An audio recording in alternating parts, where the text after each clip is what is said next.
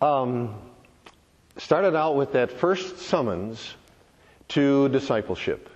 And the response was simply, obey. Yes, I'll follow. Jesus says, follow me. And our response was to simply obey. We didn't have to confess anything that we knew about Jesus.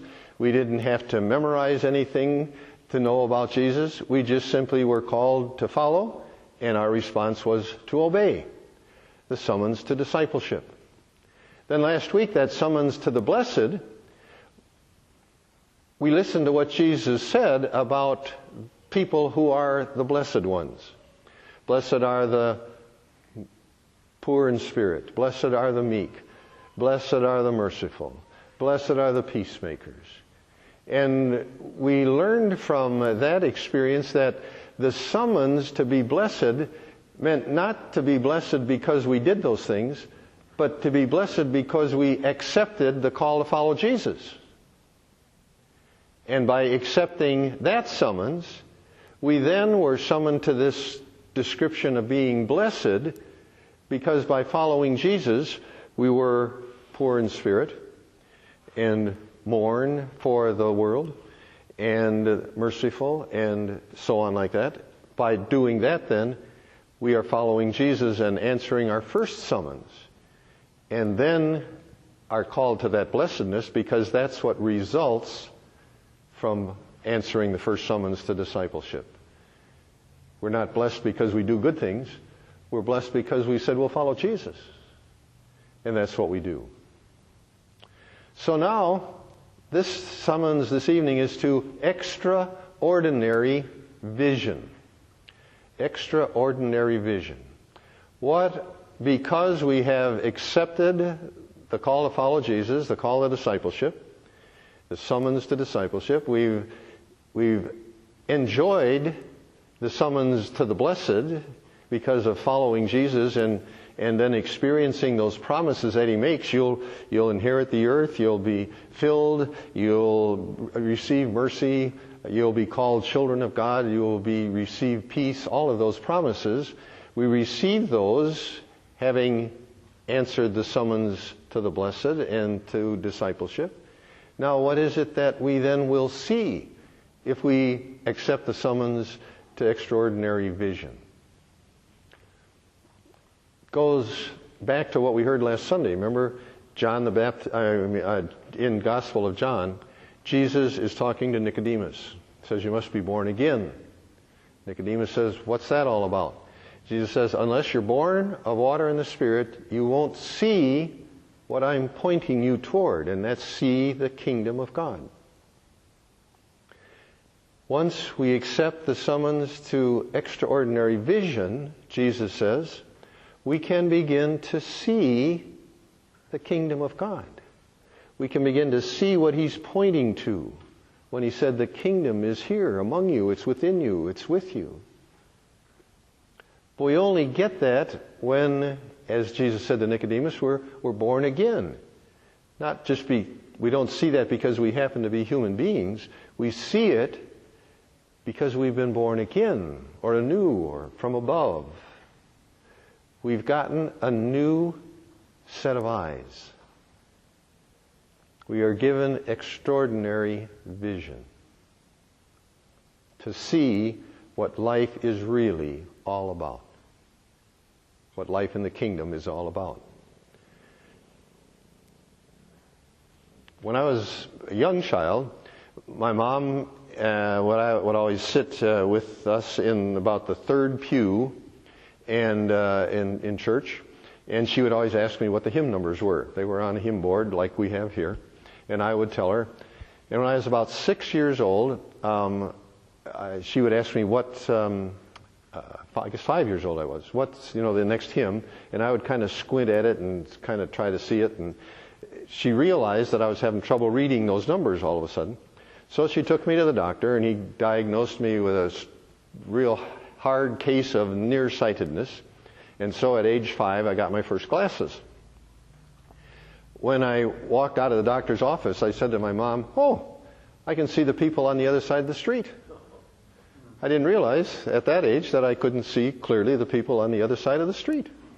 Now I could. What a new vision that I had. That went on and on for all of the years until I had my first cataract surgery. I didn't realize what was going on there, but I, all those years, had glasses that were very heavy and tuned into my strong nearsightedness. And after the first cataract surgery, I remember sitting in a chair with that little patch with all the holes in it over your eye, and watching ESPN, and all I said to Joyce, "Hey, I can read the little byline under the screen without my glasses on." Talk about a vision of new vision. Well, that's what Jesus says we get when we're touched by that birth of the Spirit. We get some extraordinary vision. And that is to see what life is supposed to be like. What life in the kingdom is supposed to be. And that's what happens when we live out those characteristics that Jesus talked about in the Beatitudes. We are blessed when we are poor in spirit, when we are merciful, when we are pure in heart, when we mourn for the world. When those things happen, we are gifted with the vision to see what life is really like, what it's supposed to be like. Think about a time when you have exhibited one or more of those kinds of characteristics. Maybe one time when you've really been merciful, just out of the grace of your heart, and how that made you feel. When your pure of heartness just resulted in something real beautiful happening in your life and the life of those around you. When your hunger and thirst for a good relationship with God turned into something really special for you. One of those times when you experienced the promise that comes with that kind of life, and how good that made you feel. That's that extraordinary vision that Jesus promises us. Actually, He gives us extraordinary vision which gives us a glimpse of heaven. Because that's what heaven will be like. Heaven will be like all of us who are poor in spirit or pure in heart or merciful to each other. So the summons to extraordinary vision is to see the joy of seeing what life is meant to be and a glimpse of what life in heaven will be all about.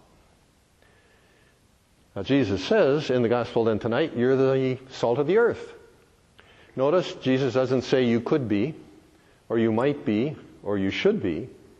Jesus says those of you that have accepted the summons to discipleship, to the blessed, to receive extraordinary vision, are now the salt of the earth. That means we have a responsibility to flavor our environment around us. We have a responsibility to help preserve what's good in our environments around us. What kind of flavor have you been adding to your environment lately?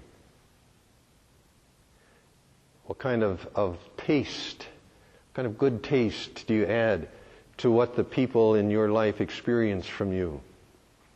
You're the salt of the earth. You're to bring good flavor to the earth in which you live.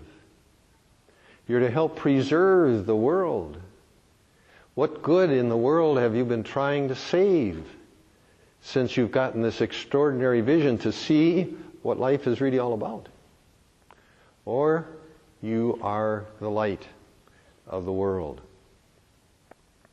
You're the light of the world. You don't like a lamp and put it under a bushel, You put it on a stand so it gives light to the world. How bright is your light lighting up the world around you so people can see our good works and glorify our Father who's in heaven? We've been Summoned to an extraordinary vision that sees what life could be like if all of those people around us could see the same thing. Could see that answering that summons to discipleship means answering a summons to be blessed, which answering a summons to see things as they are really meant to be. Is your light shining bright enough so the people around you see that? That's what comes when we answer the summons to extraordinary vision. Think just for a moment, if you could, about what life would be like if it had no influence from Jesus. What would life be like if if the existence of the world had never experienced any influence from Jesus? Now, I think we kind of get some glimpses of that in some of the Eastern world, where it seems like the majority, the major attitude of existence is revenge. If you do something to me, I got to do exactly the same or worse to you. It may not be fair, but I think that's the kind of life all of life would be had there never been an influence of Jesus. We'd all be trying to get even with each other for what we've done to each other that hurts. But you and I are the salt of the earth, Jesus says. You and I are the light of the world. The world would be like that, like much of that Eastern Muslim, and I got to be careful that I don't characterize it, but out of that violent section of the Muslim world that lives that way by bombing each other and revenge on each other and all of that stuff. That's the way life would be if you and I aren't the salt of the earth and the light of the world. That's extraordinary vision. Be able to see what you and I, as the light of the world and the salt of the earth, have done in the history of all of those people that have heard Jesus say that, from when he first said it until now.